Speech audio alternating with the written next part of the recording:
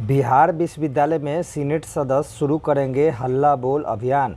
बिहार विश्वविद्यालय के सीनेट सदस्य केसरी नंदन शर्मा ने बुधवार को बिहार विश्वविद्यालय के कार्य प्रणाली के विरोध में छात्रों की कमेटी गठित की है। बताया कि विश्वविद्यालय में हो रहे भ्रष्टाचार के खिलाफ हम लोग पोल खोल और हल्ला बोल अभियान शुरू करेंगे।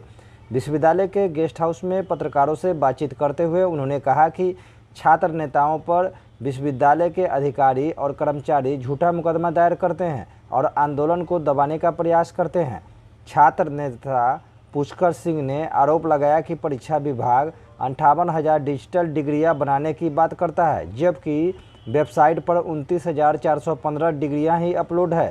सैकड़ों की संख्या में छात्र पेंडिंग सुधार करवाने के लिए विश्वविद्यालय पहुंच रहे हैं। देखिए, बिहार विश्वविद्यालय हम सभी जानते हैं कि बिहार का एक सबसे बड़ा विश्वविद्यालय के रूप में अभी भी है, और जिस तरीके से बिहार विश्वविद्यालय में अराजक माहौल है वो बहुत ही निंदनीय है।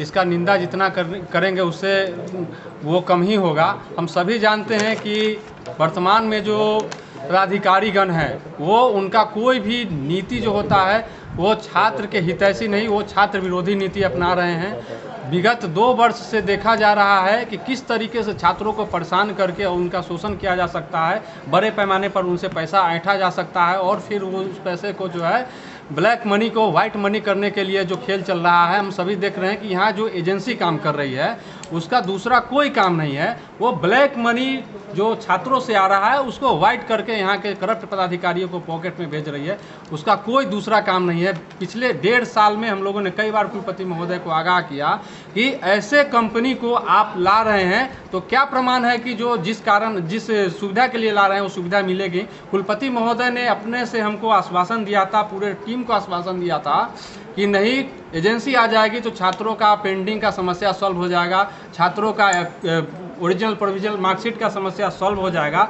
लेकिन मैं दावे के साथ और एविडेंस के साथ मैं आज ये कहना चाहता हूँ कि एजेंसी के आने के बाद पूरा का पूरा तंत्र विश्वविद्यालय का ख़त्म हो गया।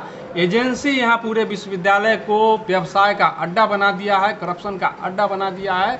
और इन सभी विषयों को लेकर अगर अधिकारी के पास जाते हैं तो अधिकारी का एक ही जवाब रहता है कि कुलपति महोदय से इस विषय में आप बात कर सकते हैं, हम अधिकृत नहीं हैं। और कुलपति महोदय को जब ढूंढा जाता है तो आप सभी पत्रकार बंधुओं को मालूम होगा कि कुलपति महोदय पिछले लगभग 8 से 9 महीने से मुख्यालय में एक बार भी नहीं आए हैं, वो अस्वस्थ हैं। हम आपसे पूछना चाहते हैं या उन पदाधिकारियों से पूछना चाहते हैं, कुलपति महोदय से पूछना चाहते हैं कि आप इतने दिनों से अस्वस्थ हैं, आपके ऊपर 2 विश्वविद्यालय का कार्यभार है और बिहार विश्वविद्यालय जैसे बड़े विश्वविद्यालय का कार्यभार है।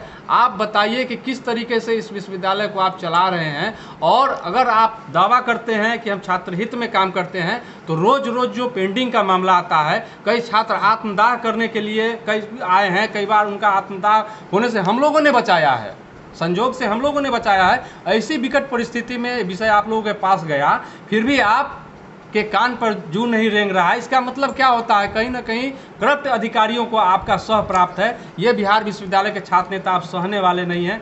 आने वाले समय में विश्वविद्यालय बचाओ अभियान के तहत, जैसा कि यहाँ के छात्र नेताओं ने